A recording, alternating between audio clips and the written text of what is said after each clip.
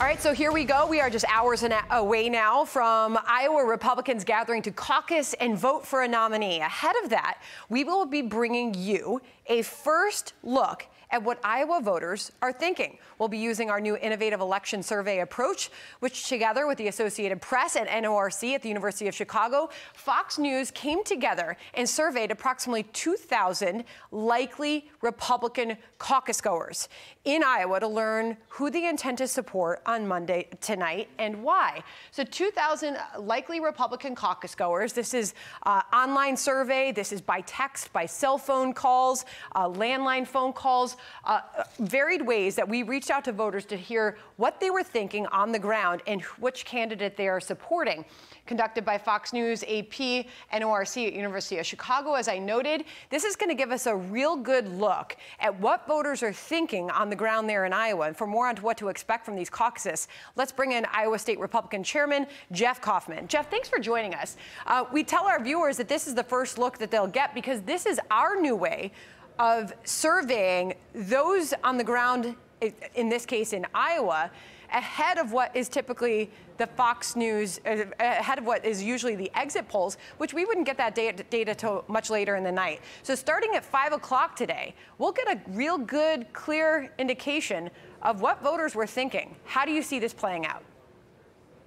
Well, first of all, I think that's a great idea because people have not made up their minds yet. And so you doing this and gathering up these opinions and reporting before the exit polls is very helpful to my caucus goers. I think what you're going to find, Sandra, is you're going to find the economy and the border.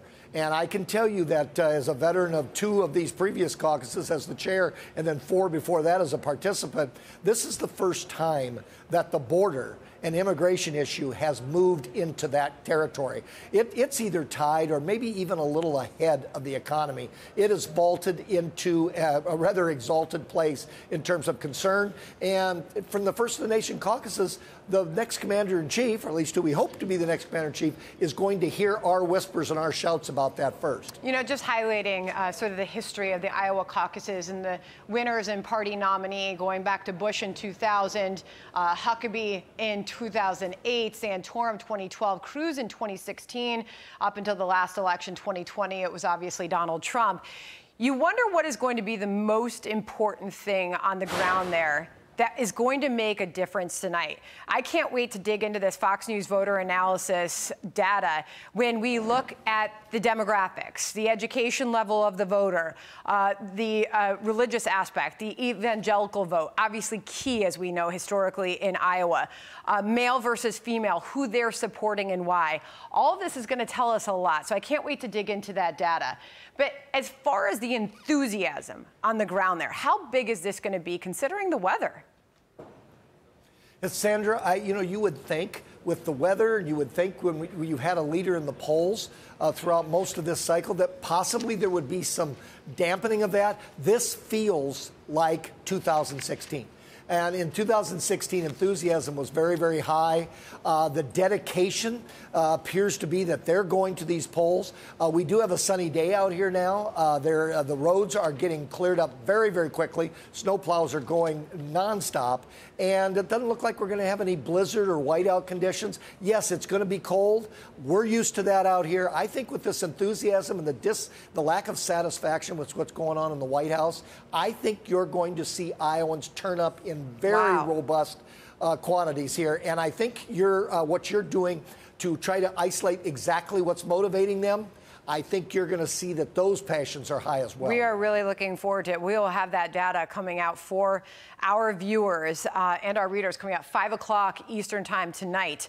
We'll start to get a really good look at what's happening on the ground there. You have a big task here. I'm going to ask you to take us through how this works. As we know, Iowa is much different than the other states. The Iowa caucuses, 1,600 of them across the state in 99 counties. We've seen the candidates in almost all of those. Can you sort of take us through what's going to be happening on the ground there tonight? The ballots, as they're collected and tabulated, the precinct results then will be submitted.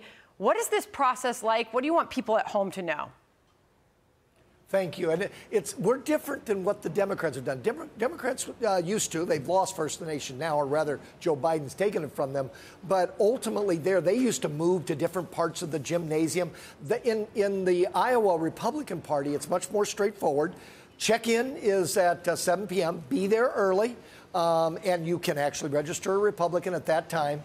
And then comes the part that makes this a caucus as opposed to a primary.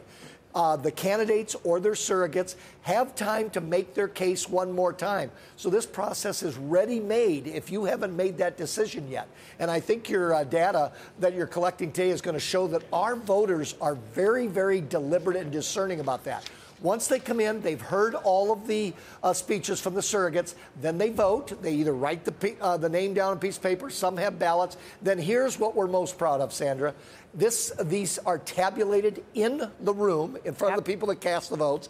They are actually called in or use the app in the room, and then they can look at it on the board that we share with all of you. And if that's not enough, we got a paper trail that we'll have in our possession within 48 hours, blizzard or no blizzard. So this is the most transparent process, I think, in the country. You know, there's so much that we'll be able to bring to our viewers, too, about whether or not a particular Republican in that state identifies as MAGA or a non-MAGA Republican, who they see as the establishment candidate in that race.